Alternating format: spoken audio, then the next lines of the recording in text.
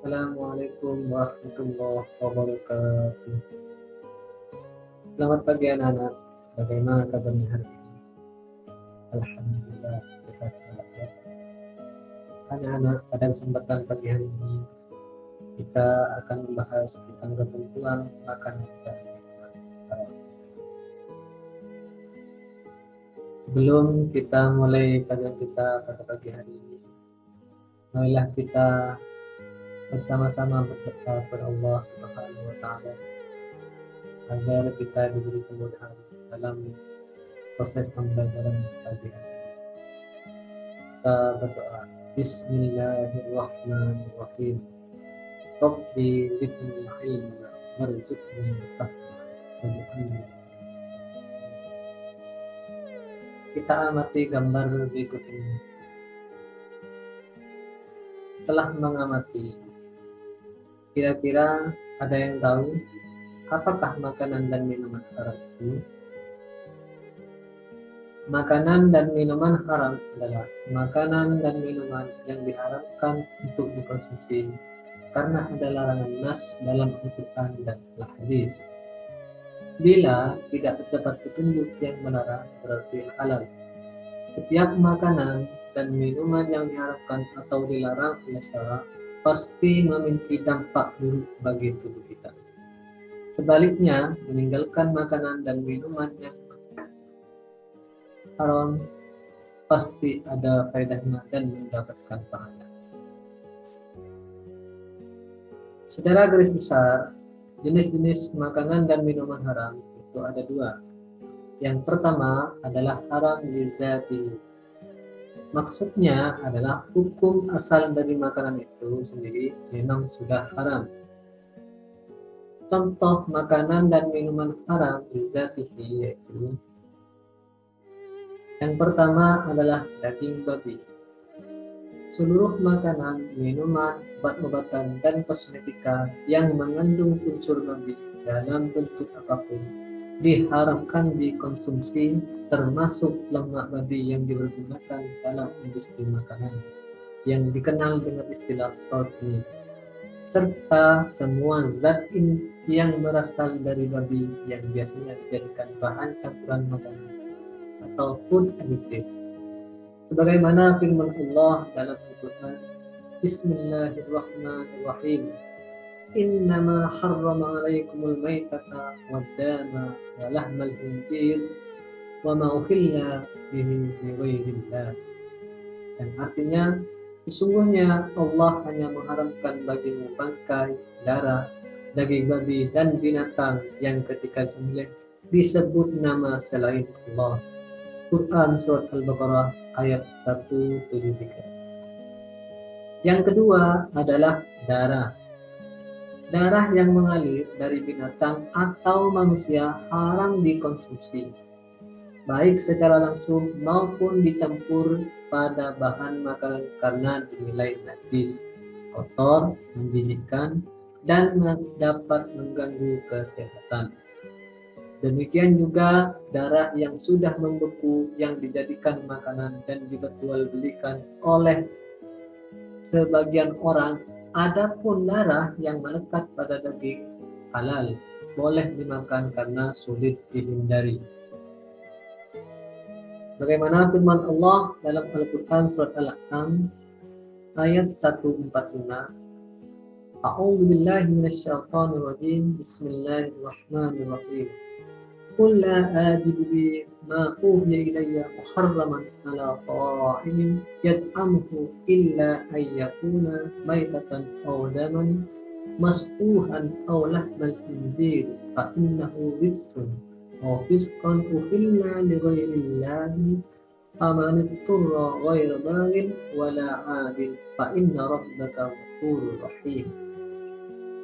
Artinya, tiadalah aku peroleh dalam wahyu yang diwahyukan kepadaku sesuatu yang diharamkan bagi orang yang tidak memakannya, kecuali kalau makanan itu bangkai atau darah yang mengalir atau daging babi, karena sesungguhnya semua itu kotor, atau binatang yang disembelih atas nama selain Allah.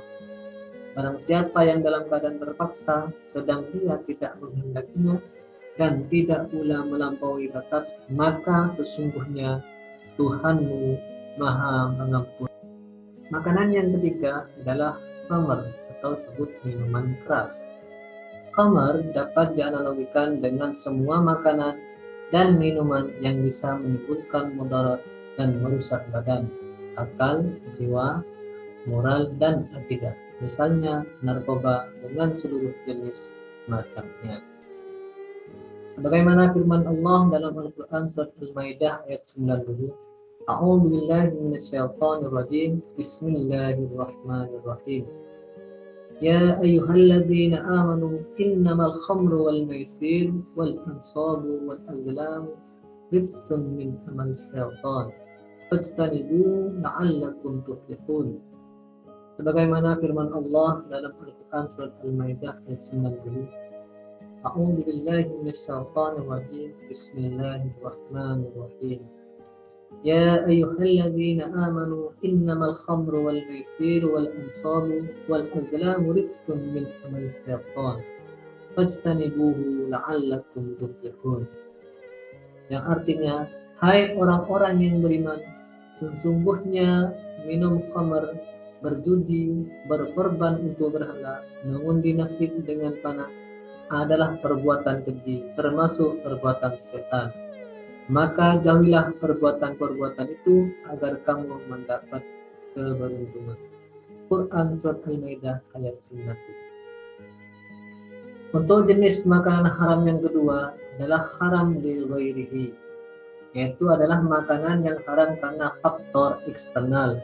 Maksudnya adalah hukum asal makanan itu sendiri adalah halal, akan tetapi dia berubah menjadi haram karena adanya sebab yang tidak berkaitan dengan makanan tersebut.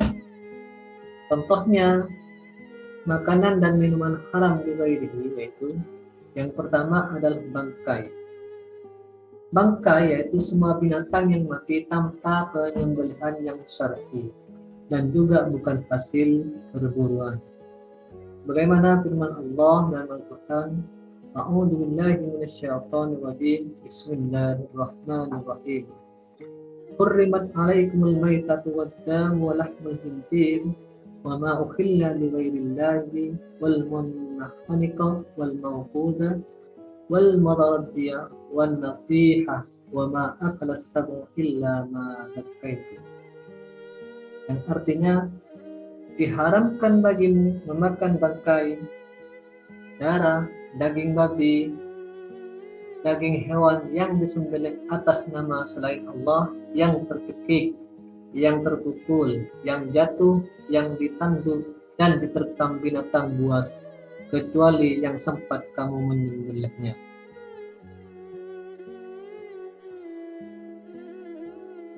Berdasarkan keterangan ayat di atas, jenis-jenis bangkai adalah yang pertama adalah munhanikah, yaitu binatang yang mati karena tercekik.